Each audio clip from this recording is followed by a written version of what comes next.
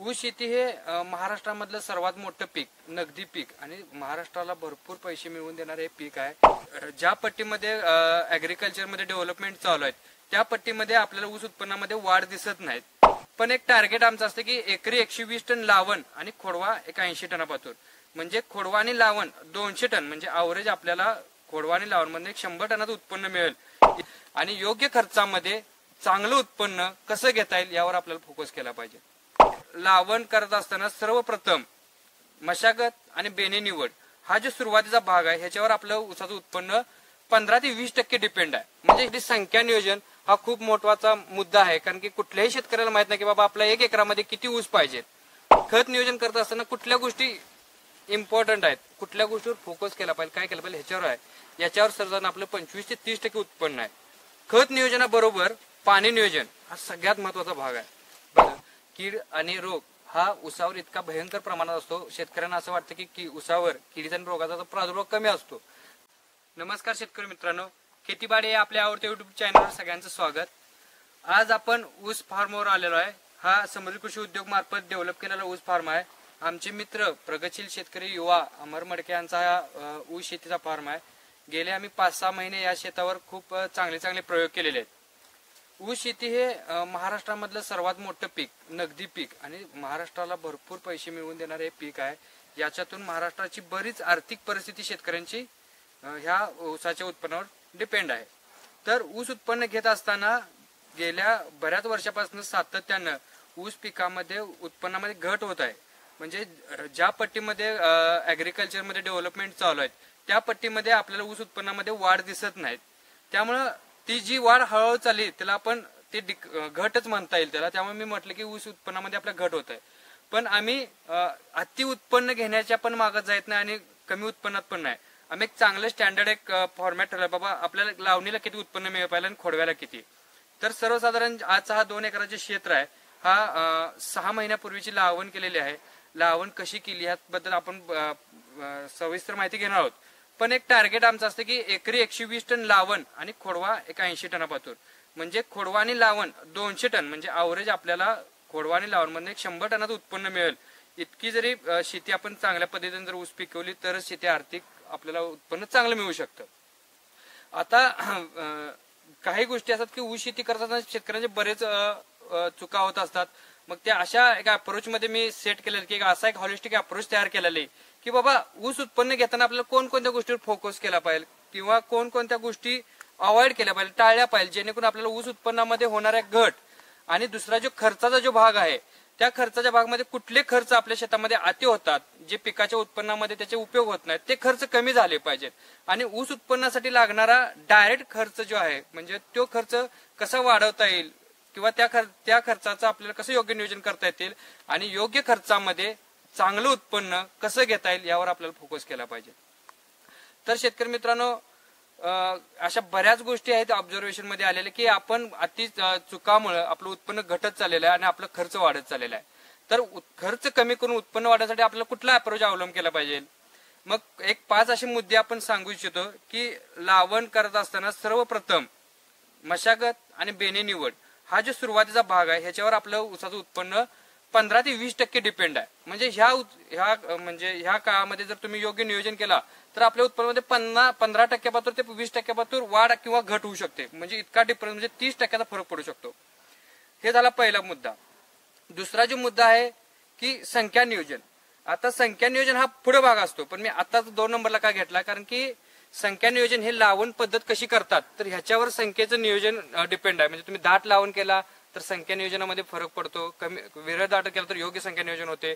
यासाठी संख्या नियोजन हा खूप महत्वाचा मुद्दा आहे, कारण की कुठल्याही शेतकऱ्याला माहित नाही की बाबा आपल्या 1 एकरामध्ये किती ऊस पाहिजे, किती ऊसाचं नियोजन केल्यानंतर 1 एकराचं उत्पन्न चांगलं येऊ शकतं. तर संख्या नियोजन करत असताना एकरी सर्वसाधारण 43,000 ऊस मेंटेन करायचे. जर आपल्याला 43,000 फुटवे काढून 43,000 फुटव्यांची जर वाढ योग्य केली तर आपल्याला ऊस मर किंवा उत्पन्न घट मध्ये कुठलाही तुटवडा येणार नाही. त्यानंतर आहे खत नियोजन. खत नियोजन करत असताना खत नियोजन हा खूप महत्वाचा भाग आहे. त्याच्यावर मी कायम सविस्तर बोलत असतो बऱ्याच व्हिडिओमध्ये, केळीचा असू दे, पेरूचा असू दे, आता ऊसावर आलोय. तर खत नियोजन हा खूप महत्वाचा भाग आहे, मोठा महत्वाचा भाग आहे. खत नियोजन करत असताना कुठल्या गोष्टी इम्पॉर्टंट आहेत. कुठल्या गोष्टीवर फोकस केला पाहिजे, काय केलं पाहिजे ह्याच्यावर आहे. याच्यावर सर्वसाधारण आपलं 25 ते 30% उत्पन्न आहे. खत नियोजनाबरोबर पाणी नियोजन हा सगळ्यात महत्वाचा भाग आहे. बघा शेतकरी मित्रांनो, पश्चिम महाराष्ट्रामध्ये आम्ही आहे, आमच्याकडे पाण्याचा भरपूर उपलब्ध साठा आहे, पण पाणी अति पाण्याने सुद्धा उत्पन्नामध्ये घट पडू शकते. त्यामुळे पाणी नियोजन आणि कमी पाणी जरी पडलं तर उत्पन्नामध्ये घट होऊ शकते. त्यामुळे पाणी नियोजन खूप महत्वाचं आहे. पाण्याचा कुठलाही ताण नाही पडला पाहिजे. योग्य वेळी कंटिन्युटी पाणी रानाच्या मातीमध्ये आपला ओलावा मॉइश्चर मेंटेन राहिलं पाहिजे, तर ऊसाची वाढ एक समान कायम होत राहणार आहे. एखादा जरी पाण्याचा शॉक बसला की जेणेकरून पाणी जास्त झाल्यानंतर एखादा ऊस कुचुंबू शकतो, म्हणजे कुचामना होऊ शकते ऊसाची, आणि ऊस एखाद्या वेळेस पाण्याचा म्हणजे तहान जरी पडला किंवा पाणी कमी जरी पडलं तर ऊसाची कुचुंबना होऊ शकते. त्यामुळं आपल्या शेतामध्ये 12 महिने असू दे किंवा 18 महिन्याचा ऊस असू दे, तर त्याला 12 ते 18 महिने शेतामध्ये कायम ओलावा टिकून राहिला पाहिजे. आज आपल्या क्षेत्रावर त्या पद्धतीने डेव्हलपमेंट केलेले आहेत. त्यामुळे खत नियोजन आणि पाणी नियोजन ह्या दोन्ही गोष्टी खूप महत्वाच्या आहेत.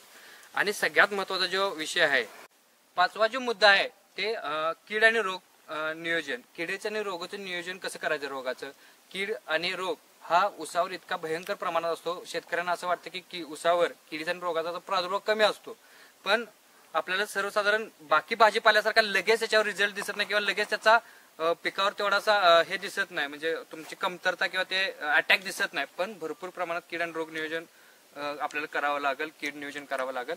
तर 5 मुद्दे आपण जे मी अनेकदा पुन्हा रिपोर्ट करतो की मशागत आणि बेणे निवड किंवा लावण पद्धत, पाणी नियोजन, खत नियोजन, त्यानंतर त्याच्या आधी जो आपण मुद्दा घेतला तो संख्या नियोजन आणि कीड आणि रोग नियोजन.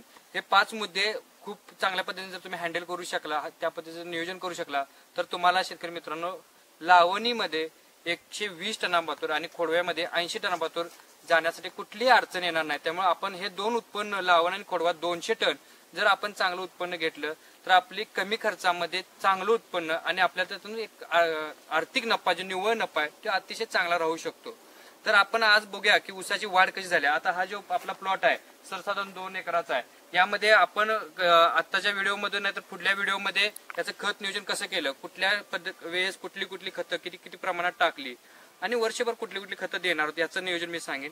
अनेक याचा व्हिडिओ पार्ट आपण बनवणार आहेत की बाबा कीड आणि रोग नियोजनासाठी आम्ही काय केलं, की बाबा कीड रोग नियोजन कुठल्या फवारणी कुठल्या स्टेजला घेतल्या. त्यानंतर अनेक आम्ही पार्ट बनवू की बाबा संख्या नियोजन असू दे किंवा आणि अजून भरपूर याच्यामध्ये प्रॅक्टिसेस असतात की पाणी नियोजन, ओलावा कसा टिकवणार, ह्या सगळ्या करू. सर्व महत्वाचं म्हणजे अनेक मुद्दा तुम्हाला सांगायचा राहून गेला यामध्ये की खर्चाचं नियोजन. तुम्ही शेतामध्ये खुरपणी भांगलणी करण्यासाठी जो लागणारा खर्च आहे तो किती जितपत कमी करता येईल तेवढा करा आणि खताच्या आणि फवारणीवर लक्ष दिला की तो खर्च वाढवा. म्हणजे इनडायरेक्ट आणि डायरेक्ट खर्च तुम्ही कमी जास्त करा, त्याच्यावर आपल्याला आर्थिक जे गोळाबीर आहे तर ती घालता येणार नाही. तर मी सर्वजण बघितलं की नॉर्मल शेतकऱ्याकडनं भांगलणीसाठी 15 ते 20 हजार रुपये एकरी खर्च होतो. हाच खर्च जर रिड्यूस केला तर हाच खर्च 2,000 वर 3,000 वर आणला तर आपल्याला तो 10-12 हजार वाचणारे आपण खत नियोजनाला वापरू शकतो. तर अशा पद्धतीनं जर लागणारे खर्च योग्य खर्च वाढवून नको ते खर्च कमी केले तर आपल्याला आहे त्या खर्चामध्ये एकरी 120 टनापातूर आपण सहज उत्पन्न घेऊ शकतो. हा असा आपला ट्रायल प्लॉट. आपण आज ऊसामध्ये बघूया की कशा पद्धतीने ऊसाची वाढ झाली आहे, संख्या नियोजन कशा पद्धतीने आहे, पानामध्ये गडदपणा कसा आहे, एका ऊसाला किती पान आहेत, किती कांड्या तयार झाल्यात, 2 पानामधले अंतर किती आहे. तर ह्या सर्व बारीक सारीक गोष्टीवर तुमचं कायम ऑब्झर्वेशन राहिलं पाहिजे. ते आपण आज प्लॉटमध्ये जाऊन बघूया. तर शेतकरी मित्रांनो, हा जो ऊसाचा प्लॉट आहे की सर्वसाधारण लावण कशी केली, किती अंतरावर केली मी तुम्हाला थोडक्यात सांगतो. की लावण सर्वसाधारण 4.5 फुटी सरी आहे. 4.5 फुटी सरीमध्ये आम्ही कांडी लावण केली. रोप लावणपेक्षा कांडी लावणचे ऊसाच्या जाडीमध्ये होण्यास मदत किंवा ऊसाच्या वाढमध्ये ग्रीप चांगली बसते, त्यामुळे आम्ही कांडी लावण जास्त फोकस करतो, रोप लावण कमी करतो. आता कांडी लावण करत असताना त्या एका कांडीमध्ये सर्वसाधारण एका कांडीचं अंतर म्हणजे 5 विरळ लावण करतो. म्हणजे मागच्या वर्षी आम्ही ह्याच रानासाठी जेवढे बी वापरले त्याच्या 50% बियामध्ये आम्ही पूर्ण लावण केलेलं आहे. म्हणजे इथं आम्ही 50% बियामध्ये खर्च वाचवला, त्यामुळे आमचा जो खर्च आहे तो कमी झाला.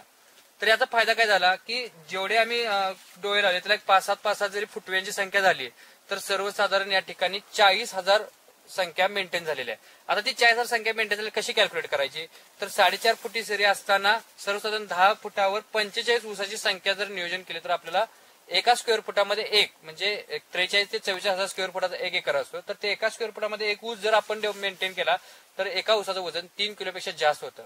मग 40,000 ऊस आणि एका ऊसाचं 3000 म्हणजे सर्वसाधारण आपण 120 टनाच्या असं जर आपण टार्गेट ठेवलं तर ते सहज पूर्ण करू शकतो. आताची लावण ही खूप चांगल्या पद्धतीने आहे.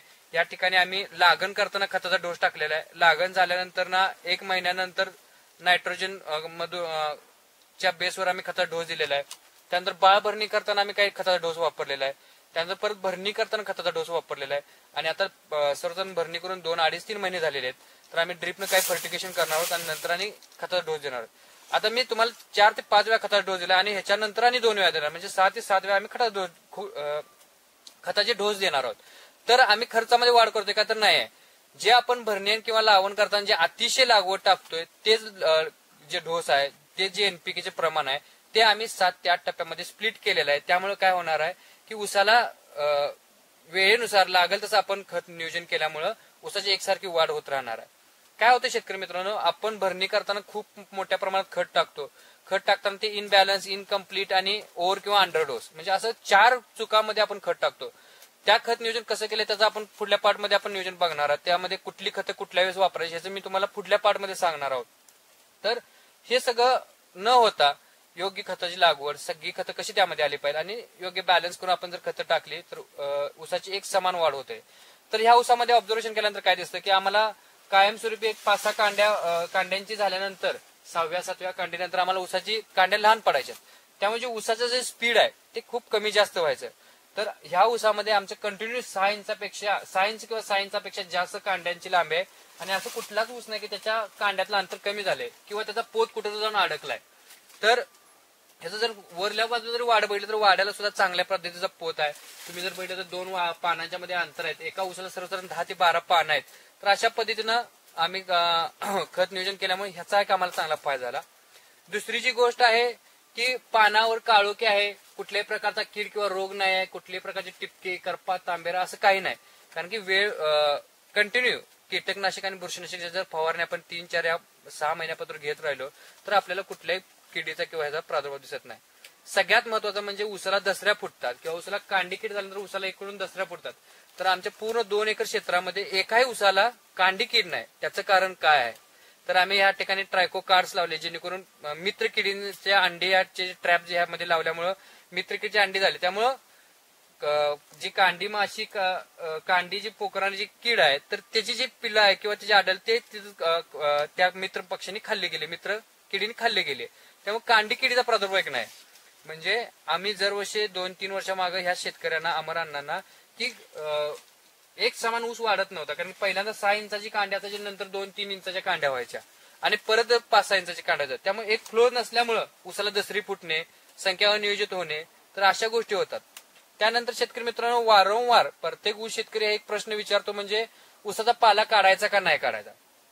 हा प्रश्न अगदी महत्वाचा आहे आणि ह्याच्यामध्ये कुठलेही कन्फ्युजन ठेवू नका की ऊसाचा पाला काढायचा का नाही काढायचा. ऊस शेतकरी मित्रांनो, ऊसाचा पाला हा 100% काढावा लागेल. पण कुठला काढावा लागेल की वाळेला जो पाला आहे तो काढावा लागेल किंवा ऊसाच्या ओरल्या टोपणात एकही टोप पण काढायचं नाही आहे. आपल्याला जनावरांच्या ह्याच्यासाठी आपण ऊसाचा पाला काढतो. त्यामुळं आपल्याला ऊसाची पाला काढल्यामुळे काय होतं की जो न्यूट्रिएंट सप्लाय होऊन वर गेला त्याचं ग्लुकोज मध्ये तयार होऊन येण्याचं प्रमाण ऊसामध्ये ते कमी होतं आणि दिलेल्या लागवडीचा किंवा दिलेल्या फवारणीचा जो वापर व्हायचा तो कमी होतो आणि त्यामुळे ऊसाला दसरी फुटणे किंवा ऊसाची वर जाईल त्याची बारीक वाढ होणे, ह्या अशा गोष्टी घडायला चालू होतात. त्यामुळं आपल्याला पूर्ण 27, 28 किंवा 40 कांड्यापत्र जरी ऊस असला तर ऊसाची एक समान वाढ असली पाहिजे, एक समान लांबी असली पाहिजे. त्यासाठी प्रत्येक ऊसाला हिरवा पाला म्हणजे ओला पाला 9 ते 11 पाणी इतकी असली पाहिजे तर तुमच्या ऊसाची पूर्णपणे वाढ होऊ शकते.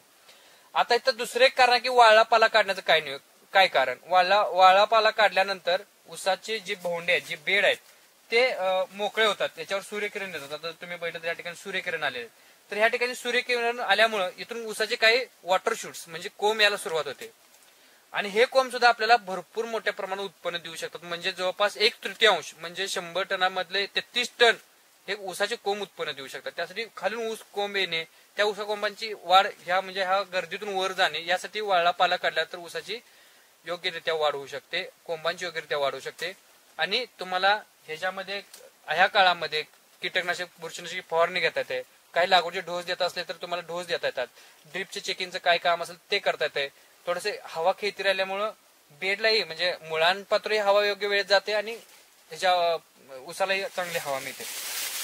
अनेक सर्वसाधारण शेतकरी मित्रांनो जर तुम्हाला सांगायचं झालं तर ऊसामध्ये आता तुम्ही बघितलं तर ही पूर्ण माती आमची मोकळी दिसते म्हणजे, आणि ह्याच्यामध्ये ओलावा आहे. याला पाट पाण्याचं प्रमाण आम्ही खूप कमी देतो, म्हणजे या प्लॉटला तरी आम्ही दिलंच नाही. जे वॉटर मॅनेजमेंट आहे ते आम्ही ड्रिपने केलेलं आहे. ड्रिपने वॉटर मॅनेज केल्यामुळे काय झालेलं आहे की ह्या मातींच्या कणामध्ये मोकळी हवा खेळती राहिली आणि पाणी त्या मातीच्या कणाकणातून वर चढत राहिलं, म्हणजे ओलावा वर उठत राहिला. पाट पाणी दिल्यामुळे काय होतं की ह्या मातींच्या कणातले कॉम्पॅक्शन येतात आणि कणातलं अंतर कमी होतं. त्यामुळे हवा सुद्धा मुळांपासून खेळती राहत नाही आणि मुळांना हवा, आणि मुळं अन्न घेत असताना त्यांना हवा लागते, ती हवा मिळत नाही. त्यामुळं न्यूट्रिशन किंवा पाणी घेताना किंवा ओलावा शोषण करताना पिकांना प्रॉब्लेम येतात. त्यामुळे वाढ तिथेही खुंटू शकते. त्यामुळे ड्रिपचा वापर 100% केल्यानंतर तुमचं पाणी नियोजन योग्य वेळेत होतं. त्यामुळं पाण्यासाठी लागणार लेबर किंवा अन्य काही त्रास आहे, रात्रीचे लाईट असतात, तोही टाळता येतो. त्यामुळे ड्रिप हे ऊस शेतीसाठी पाहिजेलच. ड्रिप नियोजन म्हणजे ह्या पण पाणी नियोजन झालं. आता हे जे आपण ऊस शेतीची माहिती घेतली याचे परत आपण step by step part wise आपण व्हिडिओ बनवणार आहोत. खत नियोजन कसं केलं त्याचाही व्हिडिओ बनवणार आहोत. पाणी नियोजन कसं करायचं, कुठल्या वेळेस किती ओलावा टेकवायचा ह्याचंही नियोजन करणार आहोत. आणि कीड आणि रोगसाठी कुठल्या फवारणी घ्यायची आहेत, संख्या नियोजन कसं करायचं, ह्या सर्व गोष्टी आपण स्टेप बाय स्टेप आपण प्रत्येक पार्ट मध्ये बघणार आहोत. तर शेतकरी मित्रांनो, हे जे प्लॉटची आपण आज बऱ्याच वेळा माहिती बघितलेली आहे, तर ही माहिती कशी वाटली हे आम्हाला कमेंट मध्ये कळवा. तुम्हाला हे व्हिडिओ आवडल्यास तुमच्या शेतकरी मित्रांना शेअर करा, चॅनलला सबस्क्राईब करा. धन्यवाद.